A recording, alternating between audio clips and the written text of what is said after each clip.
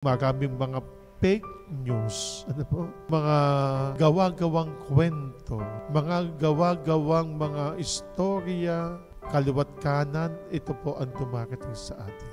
Pero alam niyo, itong mga gumagawa ng mga mali, yung mga gumagawa ng mga maling kwento, mga fake news, sila po ang mga literal na mga bulag na hindi marunong tumanggap ng katotohanan. Dahil ang pananampalataya po, ito po'y katotohanan ng ating paniniwala. Kapag ikaw ay hindi naniniwala, fake news ka.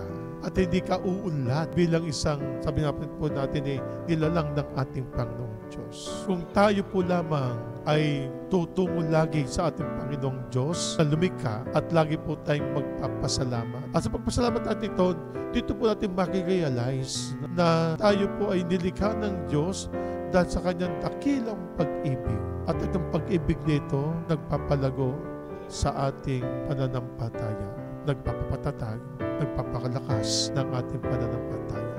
At sa panahon din po natin ngayon, tayo po yung maging bulag din na namulat o nagising, na humingi ng mata, na humingi ng liwanag, na humingi ng pagpapagaling, na mamagitan ng pagpapasalamat. Tayo may mga mata na tayo nakakita na, pero ipagpatuloy natin yung ating pong pagpapasalamat.